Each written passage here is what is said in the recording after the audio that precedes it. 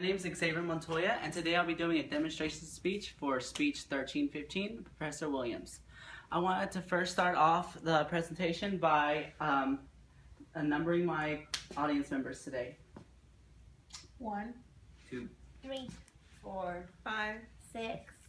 and 7 is going to be my cameraman. Alright guys, so today I wanted to go ahead and demonstrate how to give a proper massage using easily learned techniques. So, for my demonstration process today, I'm going to ask that one of my audience members / volunteers help me today. Miss Eric? Sure. Alright. So for this demonstration, can you get comfortable? That means, take off your shoes, you can go ahead and take off your shirt, and then just lie on the table for me. So the very important thing for setting the atmosphere for a massage is making sure that you get the tone, which is the music, and then also getting the lighting, which can be candles instead of using regular lighting, to an atmosphere that feels very calm and relaxing.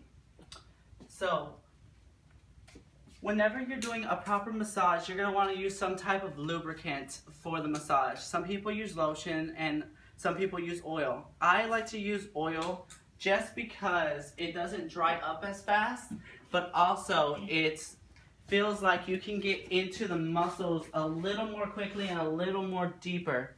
So when applying the oil, it's very, very important to make sure we get as much of the skin that we're massaging as possible.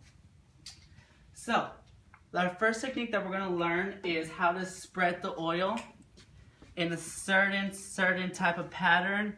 And this technique not only helps spread the oil, but it also helps give whomever you're massaging the amount of correct pressure that you need for the massage. So you're going to want to start off with your thumbs and also the palm of your hands, and want to set it on both sides of the spine. So parallel to the spine, you'll feel the two muscles go down the back, and you're going to want to press the nice amount of pressure all the way towards the torso and go back up towards the shoulders.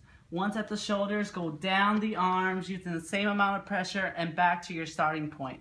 So you're going to want to use this technique and keep doing this to spread the oil for a few minutes until you can feel that the muscles have finally relaxed and that you can get really into this to the muscles and skin. Our second technique that we're going to be using today is called the forearm technique. So the forearm technique is a technique that you're going to need to be using with your forearm, and you're going to want to get some oil or lotion onto the forearm.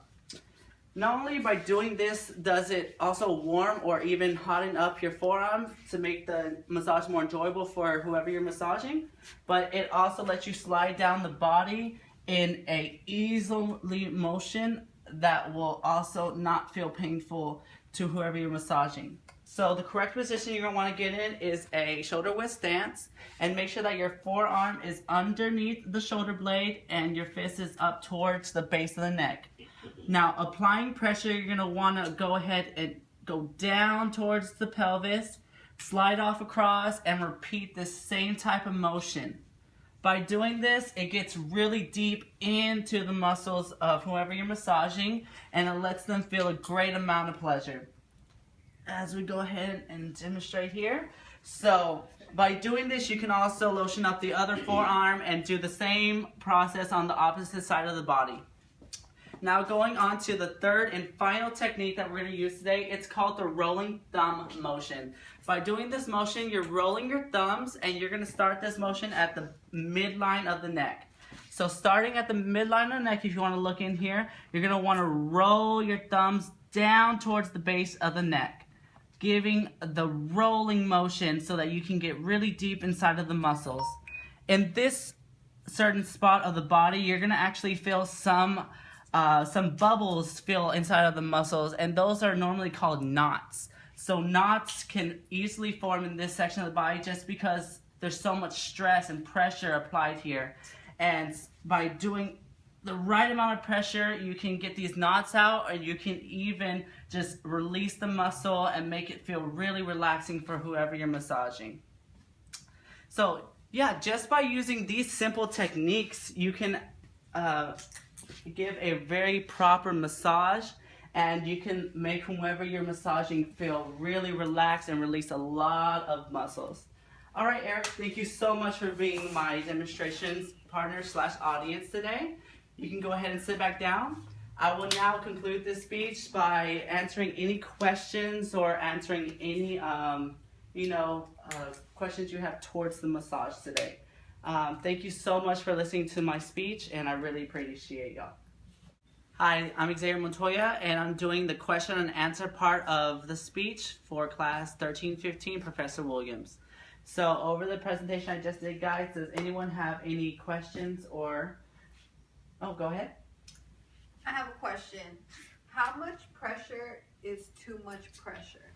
That's a good question. Okay, so by asking whomever you're massaging at that point when you're spraying the lotion, what's the right amount of pressure, you'll get exactly the right amount of pressure that'll be good for your massage. So you'll know if you're going a little too hard or a little too light whenever you're massaging. So like I said, when you're doing the spread in the formation of going down the spine and back up and towards the shoulders and arms, that's the point where you ask the customer or whoever you're massaging, is this good enough? Okay? Thank you. Any more questions? Which technique is the most effective in all areas of the body? That same technique that we use to spread the lotion will be the one to most effectively reach every point of the body, because not only are you just working on the side of the body back, but you're also working on the arms, you can work on the hands, you can work on the bottom torso, you can also work, on the top of the shoulder blades and neck arc. Any other questions? Go ahead, Sasha. Which one out of them techniques get the knocks out? So the thumb rolling motion is actually going to be the best one to get knocked out, just because they're mostly located in that area where the bottom base of your neck reaches, the rest of your back. And by doing those thumb rolling motions and pressing really hard with pressure, you'll be able to get more of those knocks out. Cool. Any more questions, guys? You covered it all, sir. Thanks so much, Wendy. No, thank you, sir. All right, I appreciate y'all again for being my audience member and asking me those serious questions. Thank you so much.